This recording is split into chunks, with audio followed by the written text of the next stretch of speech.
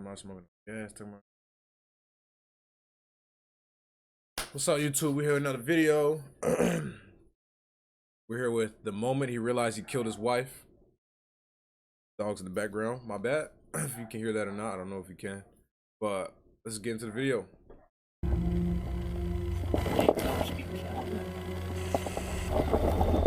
This is 79-year-old Harold Seidenfaden. At face value, Harold looks like an elderly, innocent man.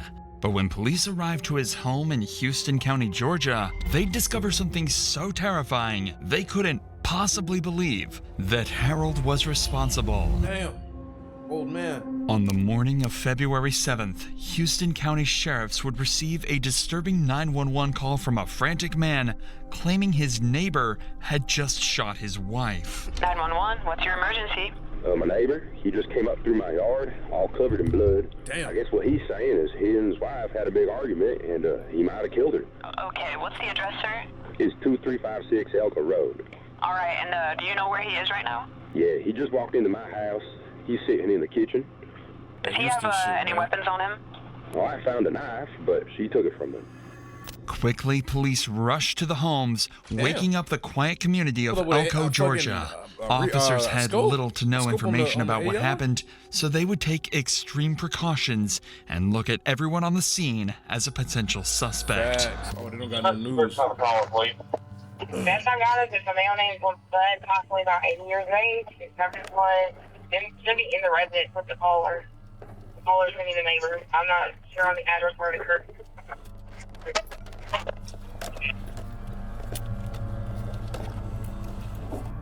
I don't think this is going to be the... Come up here. What's going on, fella? Keep your hands up where I can see them. Where's he at? Where is he at? He's in my house with my wife. He called me. He said, Nate, are you home? I said, yeah. He said, have you got a gun? I said, yeah. I said, yeah, but what with you your need? wife? He said, I need you to shoot me. Me and Deb had it out. She left. She gone. Yeah. I said, Brother Bud, I walk out to talk to him. What Yeah, you he gone. Yeah, but home. I said, yeah. With my... He said, have you got a gun? I said, yeah. I said, yeah, bud, what you need? He said, I need you to shoot me. Me and Deb had it out. She left. She gone. Yeah. I said, Brother Bud, I walk out to talk to him. Yeah. I walked out there. He's in the yard right here. Blood all over his shirt and everything. His hands. Where does he live? And the camper back there behind me. Do you know, is he in the house right now? Yeah. Right there with my wife. I mean, he's no danger. He ain't got nowhere. You're not gonna get hurt, okay? Can you tell us what's going The on? nigga with your wife? You Oh, okay? he's an old man. Okay. I mean, What's going on? Not like we didn't know that, but I was supposed to get operated on Monday. I've been operated on for a full year. Shoulder. I tore the shoulder out before they. Where'd you get all the blood from? My wife and me. Where is she at? She's down in the house. She's a good woman, but me and her, she wanted me to get operated on Monday, and I wanted to wait on it. Okay. I've been operated on. Is she okay? She's gone. This is old man, you shot your wife because she wanted you to be okay for the surgery? the exact moment that officers realized the severity of the situation. Wow, it's buddy. hard to assume the worst when your suspect is as calm and brittle as Harold is. They had no idea he had just killed his own wife. And it's not until Harold reveals she's likely dead that the officers realize there's a dying body that needs immediate attention. She's gone. Cover her, cover him. Come on. Put the AR down, bro. Shit. Oh, wait. Let's thought about it. Officers can never fully trust a witness or a suspect's claims. Yeah, true. For all they know, someone could be hiding inside the trailer with a weapon.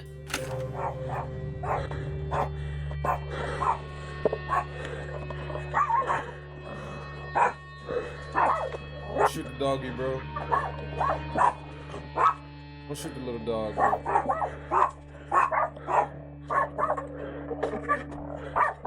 Only little dog, bro. Don't pop the dog.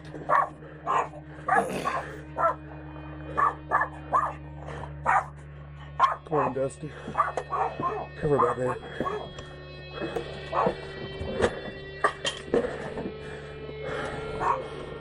Huh? Got blood on the With no idea as to where Deborah's body is, officers turn to Harold to give some insight to quicken their search. Hey, ask her where she's at. Where's she at in the camper? She's in the back. Back room? Supposed to be in the back room.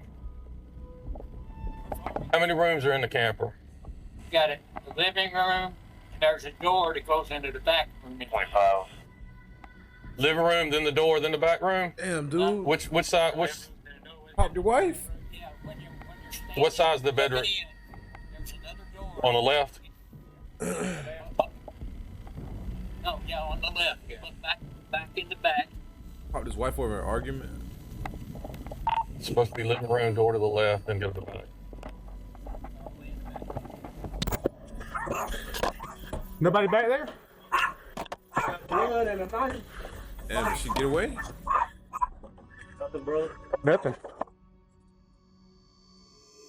Strangely, even with Harold's help, the body is nowhere to be found. This is concerning, and officers decide to resort to their next best option, searching the perimeter of the trailer. What could she have gone?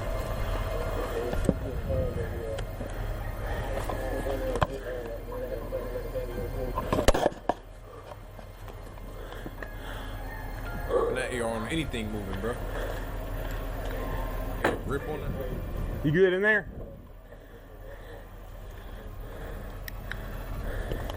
Oh, she under the fucking. Where she's at? She's on the back bed. She's under the blanket. Oh, he wrapped under the fucking blanket. Damn, man. Damn.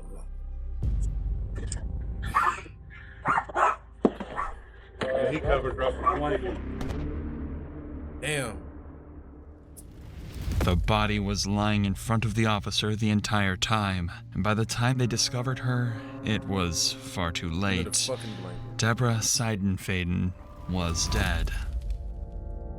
Now that the hunt to potentially save Deborah was over, officers had to make sense of this disturbingly confusing situation. Damn, dude. Why in the world did Harold kill his own wife? Yeah, why would he do such a thing, To bro? make sense of everything, they decided to speak to Harold himself to better understand his side of the story.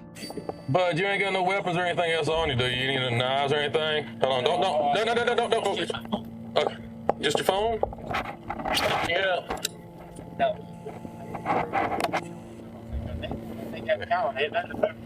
Well, we didn't have exact on everything, so He's over there unfortunately, laughing and shit. Looks like we that had to is be the old safe, nigga. not sorry. And by us being safe, that actually keeps you safer. You know what? I'll just shoot it out. You can die right here. Yeah. That prosthesis goes down into the bone. It broken out. Boom. And now, And you killed her because she wanted you to get your operation. Oh. I think in the hospital for 2 days. Couldn't drink, had a bowel blocking. This way goes around. This even split the skin. Alright, you know what? I'm gonna take my health seriously, bro.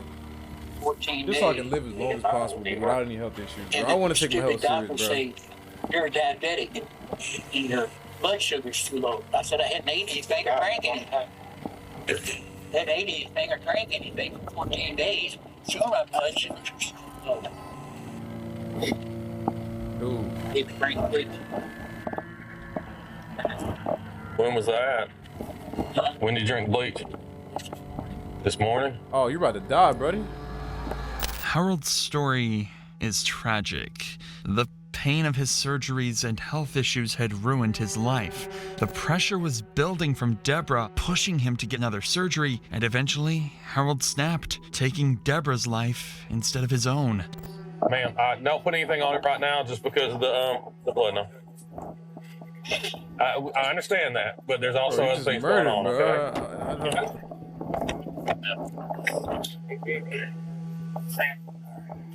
Just geeking in the middle. His shoulder. I checked it. Just did break out. Prosthesis down in there. That man is no threat, bro. Okay. Just The box. Got the knife and the pants in it. And that's his phone right there next to it. Is there any way that somebody can show my wife gets covered up before they look at it and see something? We're gonna make sure everything's taken care of. Now you gotta come over and we'll walk with them. stupid, man. Stupid. Yeah, I'll stay with you. Bud, you gonna stay with me for a minute, okay? Oh, okay. He's gonna bring the car up to you. Make it a little bit easier. Damn, bro. Damn, bro. Your wife was You wanting gonna you to get an have to operation, bro. You killed her. You going to hell. I feel bad, Put your but other you foot going up to there hell. and kind of push. You're already in hell, bro. Pull your left foot in. Fortunate about that murder you just committed. Oh, I feel it. While it's easy to feel bad for Harold, You still killed your it's wife. important to remember that he just brutally killed his own wife. Exactly. And officers need to treat this as a homicide investigation. With this in mind, they turned to the 3 witnesses on scene, where they learned the dark life Harold had been living for the last year. They'd start with Harold's neighbor, the man who initially called 911. The hell of a thing to wake up to on a Sunday. Yeah, I mean, I ain't been long, got up, he called me. It's late. I said, yeah, you home? I said, yeah. He said, you gotta go. I said, yeah, bro, what's going on? I need you to shoot it. No, but I didn't. I just like have the other people help my rig. I try to kill me out there if I can. I need somebody to do it for me. I said, but I can shoot. Harold's neighbor mentioned his wife helped treat his wounds after the shooting, so they decided to speak with her next. Hey, y'all hadn't tried to clean up anything or anything that... What did you clean up? Yeah.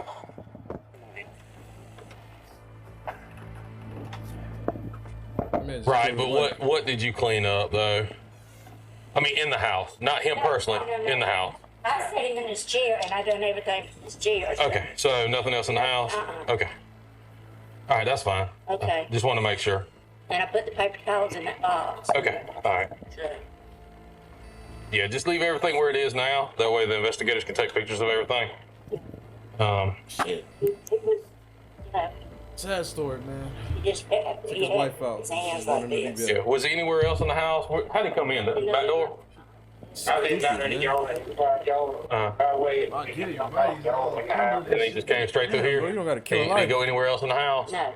All right, so he just came in here, sat down, and then... She was in the kitchen. I heard you come here, hurry. Walk around the corner. No, God, bud.